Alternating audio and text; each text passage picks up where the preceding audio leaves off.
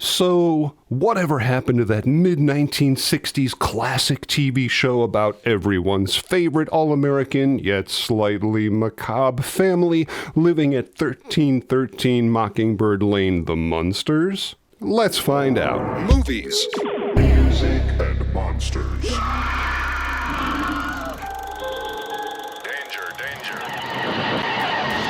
Hey my friends, Dan Monroe here, talking about movies, music, and monsters. Oh boy, the Munsters. I certainly remember watching this classic show when I was a kid, probably in the mid-70s through the 80s. Seemed like no matter what time of day you turned the old TV on, there they were, and I remember thinking, holy cow, this show is on all the time. They must have made thousands of episodes. Well, not exactly, in fact. Sadly, this is another one of those great shows that, in my opinion, not only ended before its time, but also didn't quite get the fair shake it deserved back when it originally aired in the mid-1960s. So grab your pale blue face paint, your favorite Munstermobile with your Woof Woof doll and a bucket of stale popcorn, and let's dive in. Woof Woof was always my favorite character. 1964, holy Jiminy Christmas, what an incredible year America had. Hula hoops, muscle cars, and the arrival of that little-known boy band known as the Beatles. But it was also an unbelievable year for monsters. Universal Studios sold all the rights to all of their classic monster movies to television networks in the 1950s, so the 10 years that followed saw a huge rise in monsters, everything. Famous Monsters magazine, unbelievably wonderful model kits and toys. I mean, come on, monsters weren't just scary anymore, they were super freaking cool. Now, the origins of the Munsters actually happened way before the 1960s and even the 1950s when, believe it or not, an animator named Bob Clampett, who actually worked on Bugs Bunny cartoons, created a series of funny monsters back in 1945 with the intention of adding them to some of the animated cartoons back in the day. But after he submitted the idea to Universal, that was it. He never heard anything back, like ever. Nothing. Jumping ahead to the 1960s, the idea began floating around about a prime-time monster-style show aimed at kids, a sitcom, always, right from the beginning. We already had My Favorite Martian in 1963, which was not only a super big hit, but also showed the studios that there was an interest from the television viewing audience for this kind of material. So ABC started developing two spooky sitcoms of their own with the enormously popular Bewitched and, of course, The Addams Family, which was based on the work of a cartoonist from New York named Charles Addams. So CBS executives basically said, well, the heck with this, we gotta get ourselves a show of our own. Now things begin to get interesting. Two writers named Alan Burns and Chris Hayward, these were the guys who did a ton of writing for the Rocky and Bullwinkle show, submitted an idea to CBS about a cartoon family of monsters called Meet the Munsters.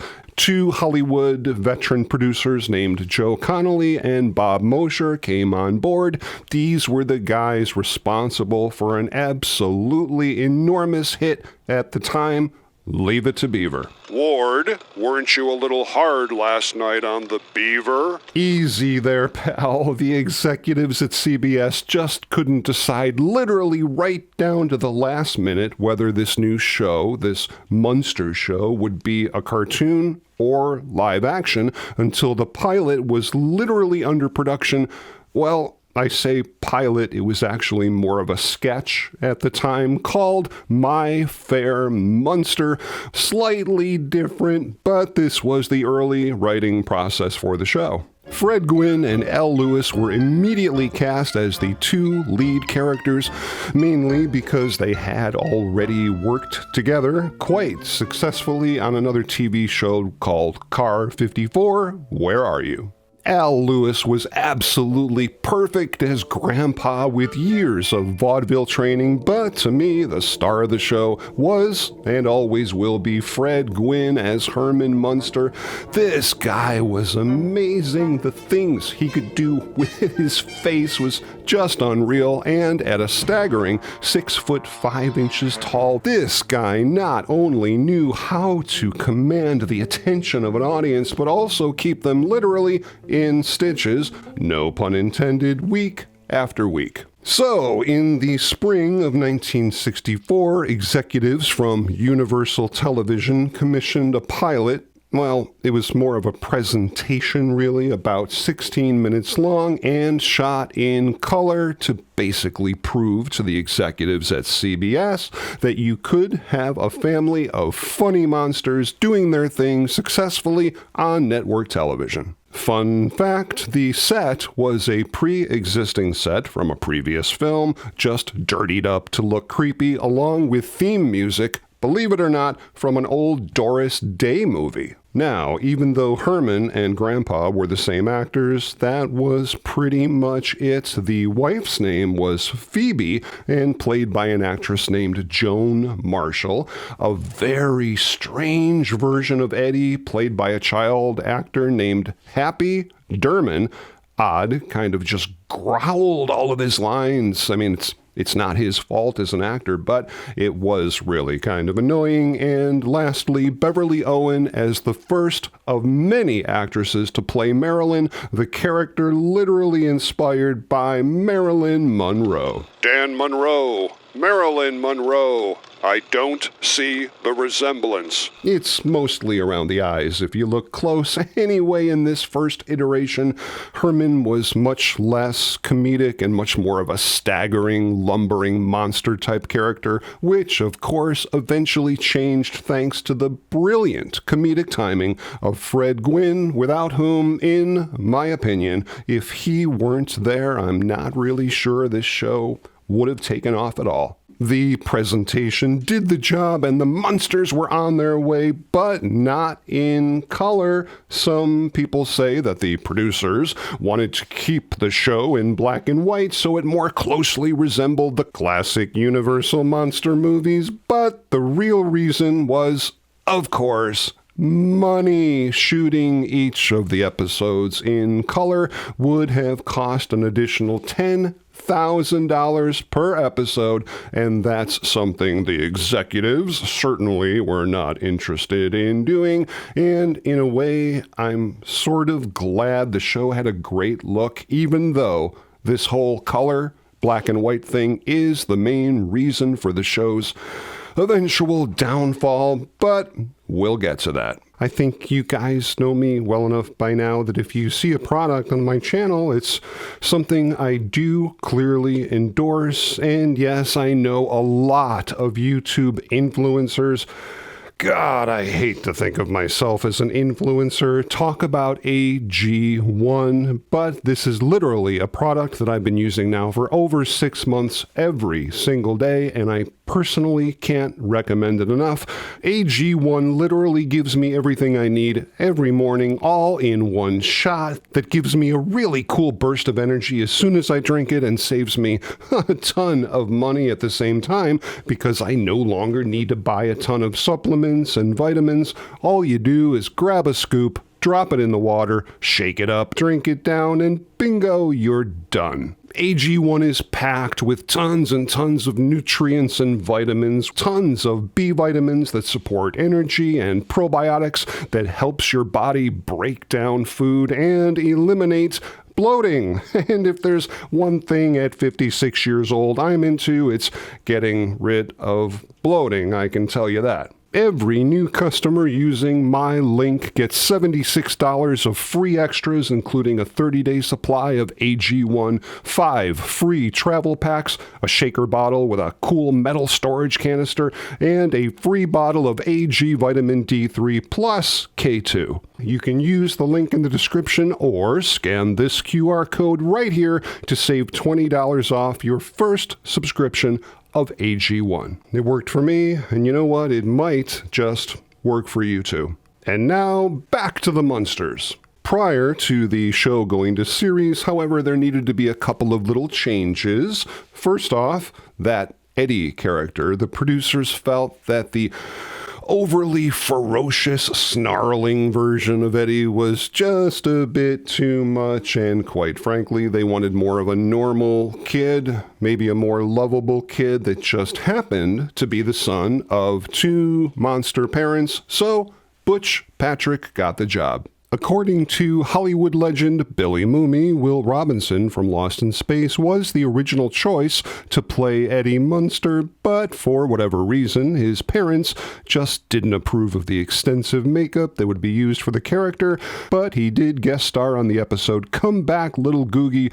playing a pretty obnoxious brat during the first season. Next on the chopping block was Joan Marshall as Herman's wife, Phoebe. The executives thought, and probably correctly so, that her character too closely resembled Carolyn Jones's portrayal of Morticia on The Addams Family, so Yvonne DiCarlo was brought in as a replacement, and this is kind of wild and super interesting. This was something that neither Fred Gwynne or Al Lewis were really thrilled about at all. I mean, remember, she was a big-time Hollywood superstar, and those 2 rascals even went all the way up to the top brass at CBS to, shall we say, express their concerns. When Fred and I had heard that they had hired Yvonne DiCarlo, we went to the producers, and we were not too keen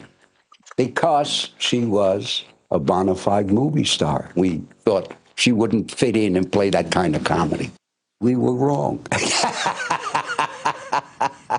We were wrong, Fred and I. In the end, everyone from the top down was extremely relieved that these 3 stars of the show not only got along famously, eventually, but also had unbelievable chemistry both on screen and in their many personal appearances. So the 1964 fall television season began on Thursday, September 24th, and really neither the actors or the studio executives had any clue whether or not this show would take off or just end up, in the graveyard. But the show had such a family-friendly light tone that the parents were thrilled, the children weren't frightened, and it certainly looked like CBS had another big hit on its hands. The makeup process for the actors not only took forever, but was exhausting and sometimes even painful to wear, especially for Fred Gwynne, with a heavily padded rubber suit that he had to wear underneath his costume. I mean, this guy was skinny to begin with, but apparently lost a ton of additional weight during the filming of the show. Just when it looked like nothing could go wrong, something really kind of weird happened. The 25-year-old actress, Beverly Owen, hired to play Marilyn, wasn't really interested in doing the series at all. In fact, when she talked to her agent at first, the agent said, just go ahead and do the pilot. It probably won't get picked up anyway. And what was her problem? Well, she was in love. So, in short, she quit the show to go back to New York City to be with her boyfriend. Aw, that's so sweet.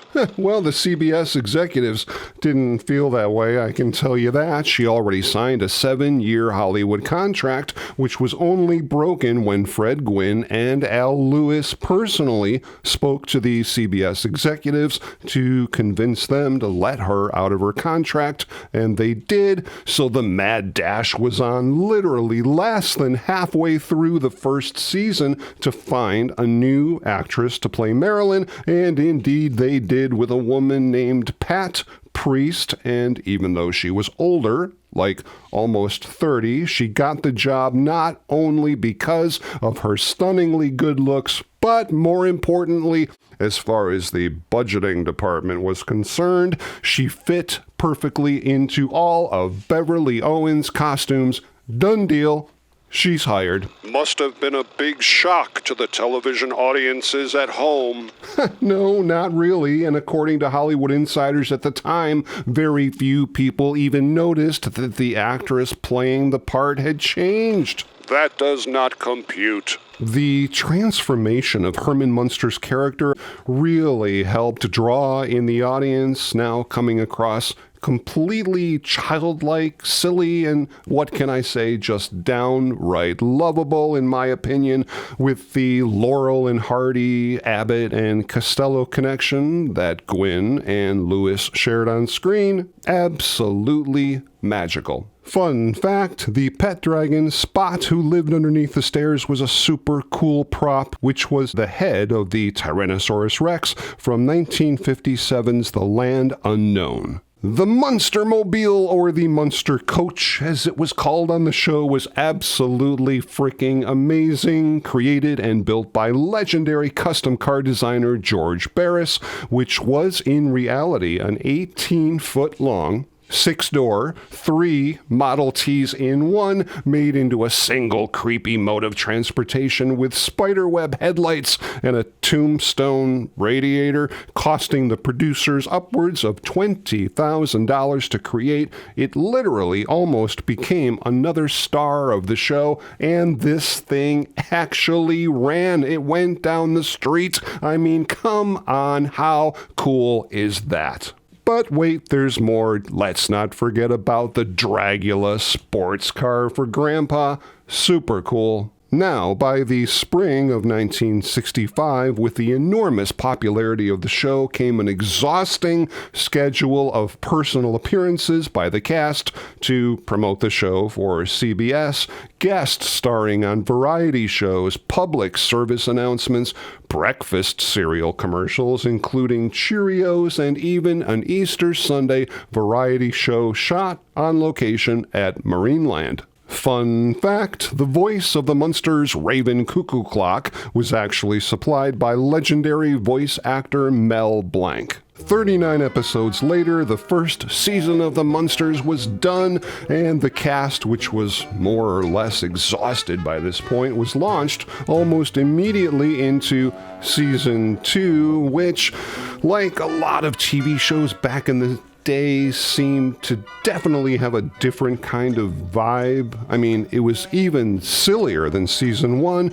with even more outlandish storylines, almost over the top goofy, I guess as an attempt by the producers to keep the storylines fresh, but that certainly did not go unnoticed by the stars of the show, who really felt this new direction was kind of a bad move. Fred and I were in constant battle with Joe Connolly and Bob Mosher. We thought that the show could be more satirical. I don't infer that we thought that the scripts were bad, but we thought that they could be better. Then, in 1966, disaster strikes. No one quits. The ratings were still pretty good and audiences still loved the show.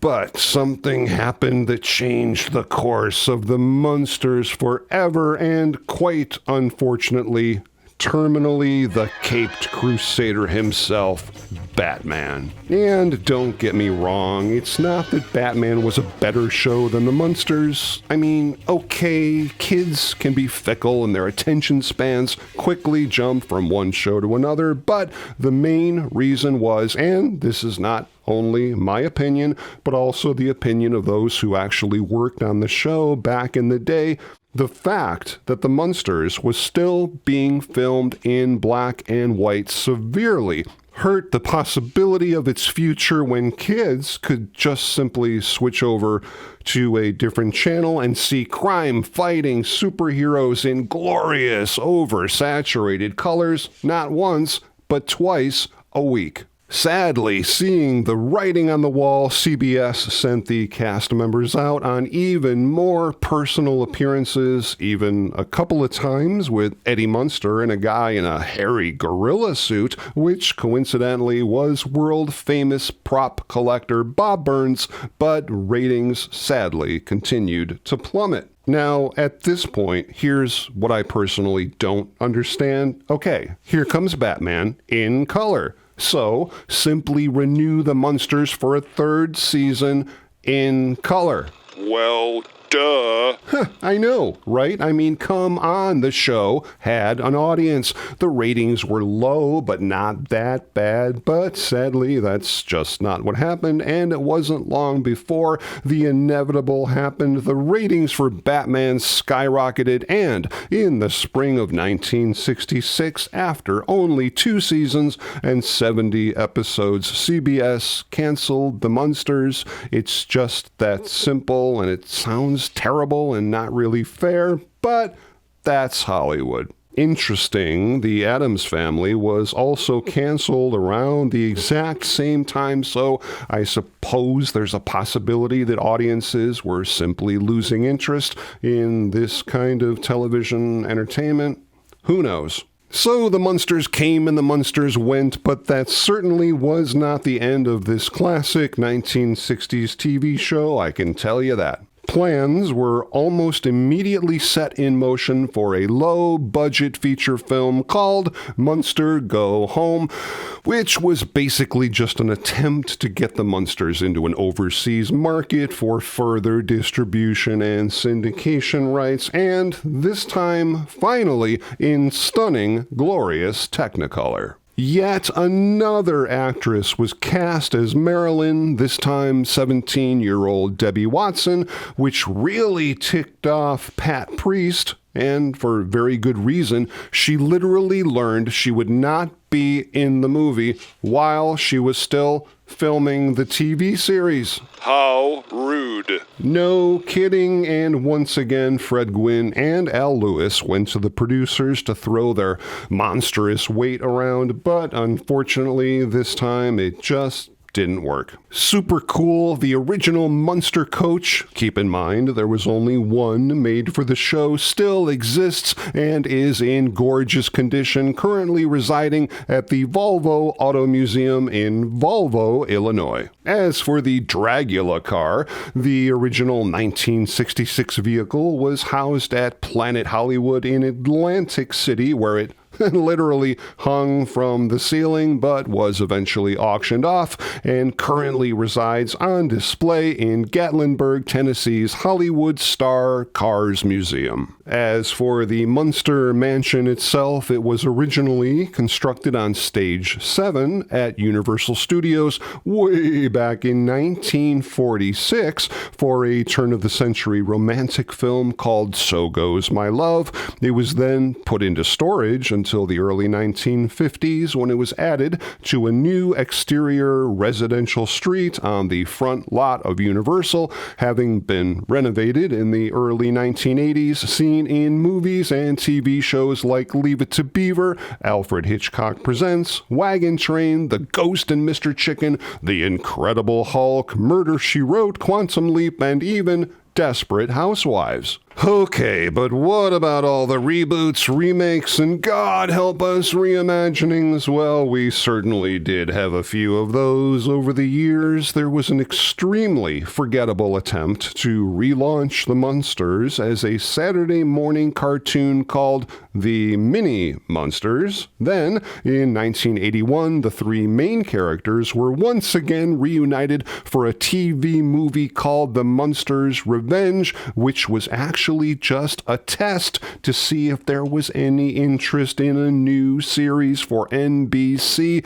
but unfortunately, there wasn't. Not really their fault. They premiered the movie on the same night and the same time that another network was literally playing The Wizard of Oz. Who the heck is in charge at these networks? Then, in 1988, we got another Munsters series called The Munsters Today. Honestly, I don't think I've ever seen it, or if I did, I simply don't remember it. Then, in 1995, Universal was at it again with another TV movie called Here Come the Munsters, with another entirely new cast. It didn't make much of a splash, and again, in my opinion, without the original cast, I mean, what's the point? Those characters were so heavily identified with those actors, I would have to say it's nearly impossible to make that kind of show work under